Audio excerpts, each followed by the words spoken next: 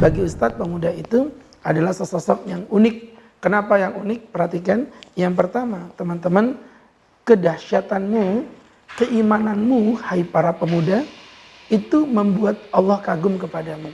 Artinya gini maksudnya, kalau ada orang tua beriman itu biasa. Ada orang tua rajin sholat subuh berjamaah itu wajar. Ya, kalau ada orang tua kemudian mohon maaf malam minggu dia ke masjid, ya itu bukan karena keimanan, ya karena memang keadaan. Emang mau ngapain coba? Mau nongkrong di Melawai? Masuk angin keles, ya? Begitu kan? Makan jagung bakar, kembung perutnya, udah tua, kait-kait. Nah tetapi kalau ada anak muda malam minggu, kemudian dia tidak nongkrong di mall, tidak nongkrong di Melawai, tapi lebih justru pada, ya begitu ya, nongkrongnya di kajian-kajian ilmu, ya seperti yang Ustadz bina dalam kajian ngapel, ngaji asik, pemuda milenial dan lain sebagainya. Itu bukti kalau kalian memang orang yang sangat amat luar biasa gitu maksud Ustadz. Ya kenapa? Karena itulah Nabi SAW bersabda dalam hadis yang disahihkan oleh Imam Ahmad, yu'jibu rabbuka min syabin laisat lahu sabwah. Tuhanmu kagum kepada seorang pemuda yang tidak memiliki sabwah. Sabwah itu apa? Kecondongan untuk berbuat maksiat. Jadi artinya di situ ada kata-kata pemuda yang menjauhkan diri dari perbuatan yang bersifat maksiat. Ini poin yang pertama. Artinya kedahsyatanmu membuat Allah kagum kepadamu. Ini orang-orang yang sudah tua, kebaikannya itu adalah baik. Tapi anak-anak muda, kebaikannya itu adalah sesuatu yang maha baik. Karena di saat tubuhnya masih kuat dan perkasa, dia mampu menghilangkan sebuah. Apa sebuah tadi mas? Yang kedua, pemuda, perhatikan pemuda yang solih akan dilindungi Allah di hari yang tidak ada perlindungan kecuali perlindungan Allah, yaitu di hari kiamat. Ketika pemuda itu mampu menahan hawa nafsunya dari kecenderungannya pada seorang wanita. Perhatikan, salah satunya yang dikatakan Nabi di dalam hadis, sab'atun yudhilluhumullahu yauma la dhilla illa dhilluh. Ada 7 orang yang akan dilindungi oleh Allah di hari yang tidak ada perlindungan kecuali perlindungan Allah. Dan kerennya teman-teman perhatiin, ada satu kata yang di situ semuanya menggunakan rajulun. Kalau rajulun itu bisa diterjemahkan seorang manusia. Tetapi di sini ada kata yang betul-betul langsung ditembak sama Nabi, syabun, pemuda. Jadi sabun itu artinya pemuda. Bukan sabun cuci tangan itu beda. Syabun, seorang pemuda, nasya'a fi ibadatillah, yang dia hidup terdidik dalam lingkungan beribadah kepada Allah. Jadi mohon maaf ya, kayak anak-anak santri, tahfidz di dalam pesantren, ya Allah luar biasa. Saya tuh kadang-kadang gimana ya merasakan di saat anak-anak yang lain pagi-pagi pada main Mobile Legends gitu kan, pada jadi bocil FF gitu kan, kemudian dia malah disibukkan dengan berzikir. Saya tuh merinding ngelihatnya. Lah kalau ada kai-kai zikir wajar lah, dia mau meninggal dunia. Ya kan mau ngapain lagi kalau nggak zikir? Emang kai-kai main video game? Nggak bisa. Sehingga saya tuh membayangkan kalau ada pemuda, ya kayak Ustadz membina komunitas anak-anak muda gitu. Saya tuh kadang-kadang membayangkan ya mereka ini masih muda, mengikuti kegiatan-kegiatan dakwah gitu.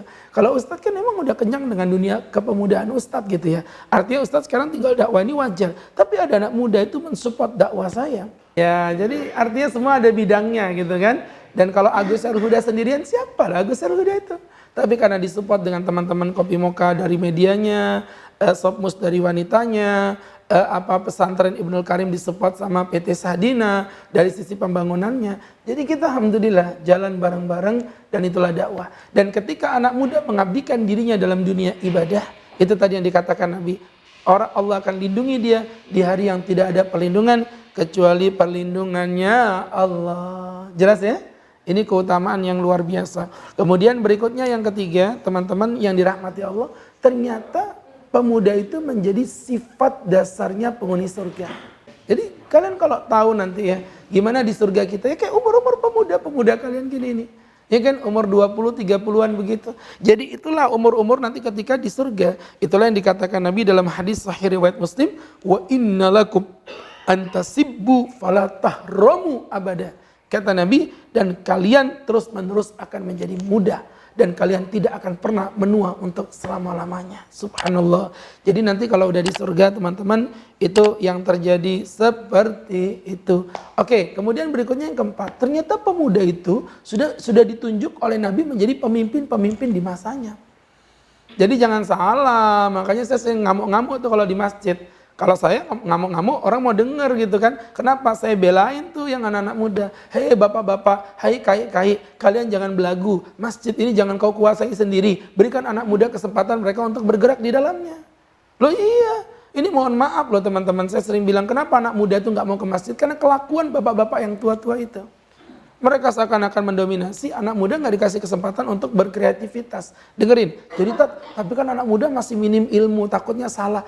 Nah, lepas dia, tapi pandang, pegang buntutnya. Kalau Ustaz gitu tuh anak-anak yang muda-muda ini sama kayak anak-anak kopi mocha ini, Ustaz jalan aja kalian. Tapi Ustaz pelototin, Ustaz liatin, kalau ada yang salah dinasihatin. Jangan diatur anak muda itu, biarkan mereka berkreativitas. Mana buktinya anak muda dihargai? Kalau Abu Bakar. Waktu itu Abu Bakar dengan Umar tuh ceritanya lagi terjadi perdebatan. Mau ngumpulin Quran dalam satu buku. Di zaman Nabi nggak ada Quran sebukuan begitu. Nggak ada.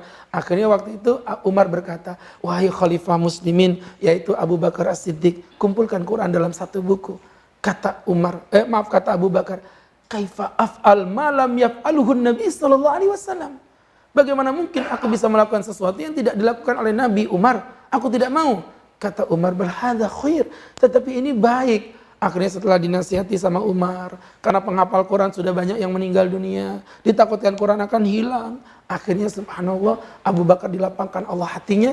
Apa yang dilakukan Abu Bakar? Dia tidak manggil orang tua. Dia memanggil Zaid bin Thabit.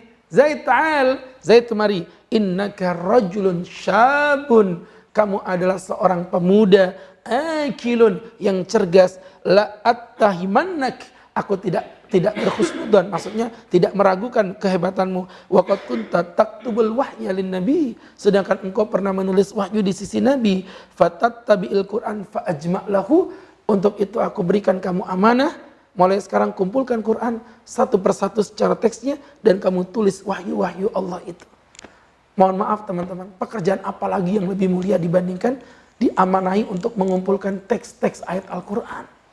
Ya, mohon maaf teman-teman tuh yang membuat Pancasila aja bangganya nggak ketulungan. Yang merangkum undang-undang dasar aja dibangga-banggain sampai hari ini. Ya, tetapi ini yang mengumpulkan wahyu Quran bukan orang tua, anak muda bernama Zaid bin Sabit. Teman-teman yang dirahmati Allah, dari sini kalau kita pelajari kesimpulannya pemuda itu keren banget. Pemuda itu dahsyat banget walaupun rentan pula dengan godaan.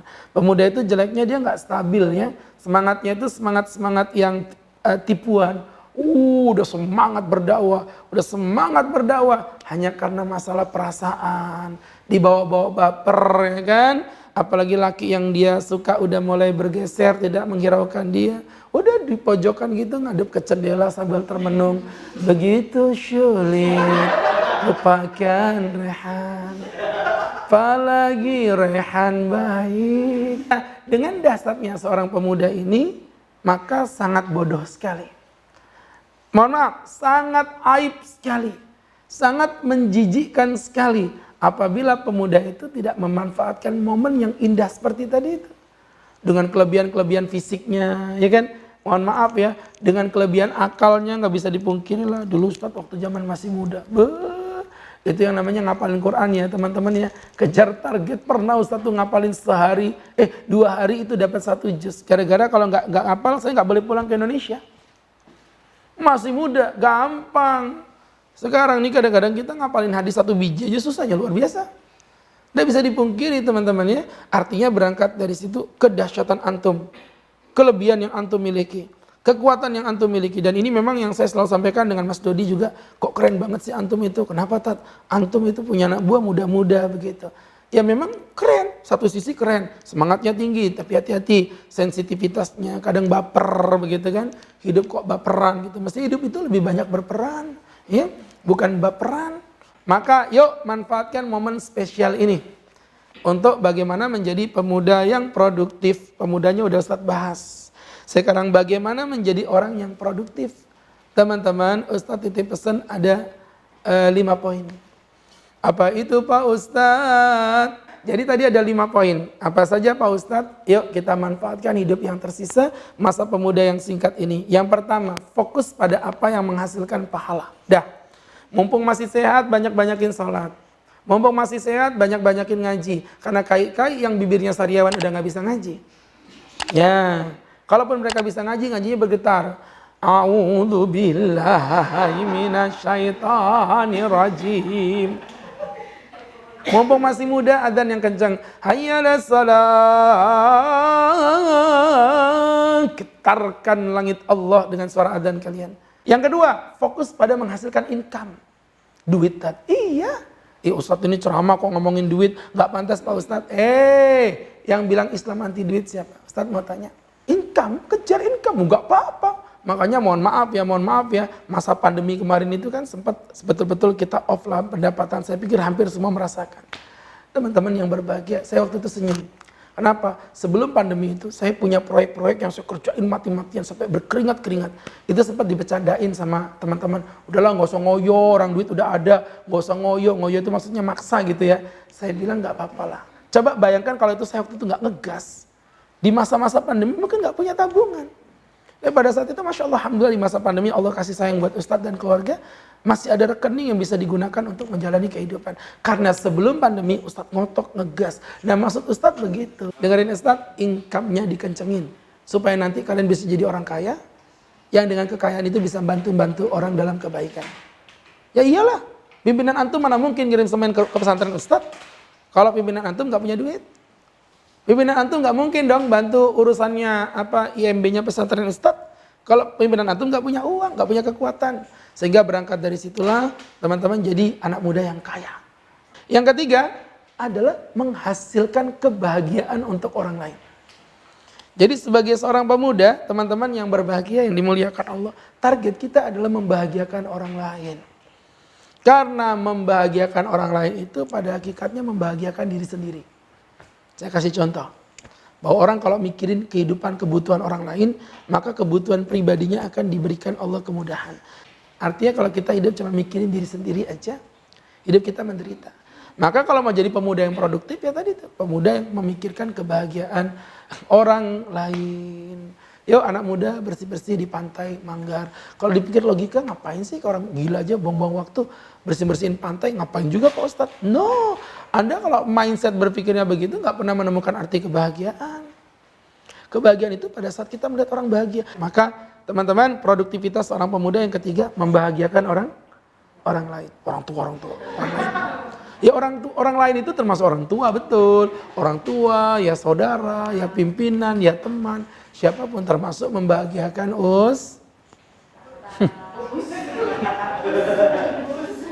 Nah jelas ya.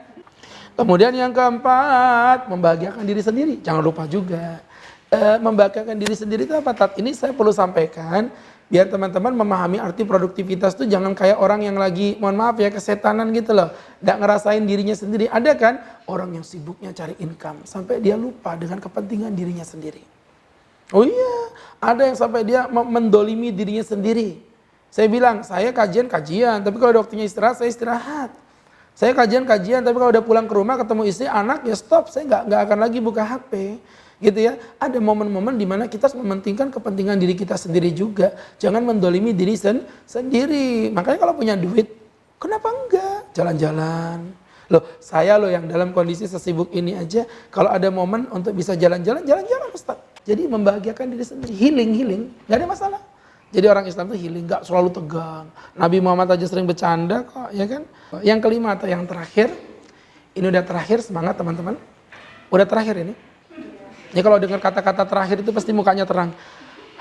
Akhirnya sampai juga. Padahal yang terakhir ini mau Ustadz bagi jadi 15 bagian. Kurang lebih setengah-setengah 7 lah kita selesai ya. Mau?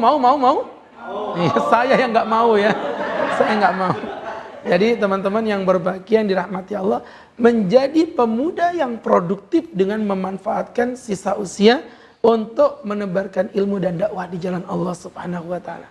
Itu produktivitas seorang pemuda. Dan kalau udah ngomongin dakwah, antum jangan berpikir dakwah itu selalu, mohon maaf ya, ngaji, ngajakin orang sholat. No, ngajakin orang untuk menjadi sukses juga bagian daripada dakwah. Ajakin teman-temannya semuanya untuk bareng-bareng sukses fid dunya wal akhirah, baik di dunia maupun di akhirat. Karena kesuksesan dunia terbukti menjadi sesuatu yang sangat efektif untuk menuju kesuksesan di akhirat. Kalau kita mohon maaf cuma berpikirnya sholat, puasa, enggak, kita saling berdakwah dalam seluruh kebaikan ya. Jangan nanti jadi pemuda yang enak anget. Kalau nasihatin orang pinternya luar biasa. Mas maaf mas ya, masnya tadi sholatnya nggak tumaknina, marah dia. Wih, kamu berani menghina aku ya? Aku ini jelek-jelek gini lulusan pesantren. Pesantren mana mas? Pesantren kilat. Ya. 3 hari, 2 hari sakit, sehari bolos, cocok sudah. Astagfirullahaladzim. Ya udah gitu sombongnya luar biasa. Jadi teman-teman yang dimuliakan Allah Subhanahu wa taala, dengan itulah kita menjadi pemuda yang insya Allah produktif di dunia wal akhirah.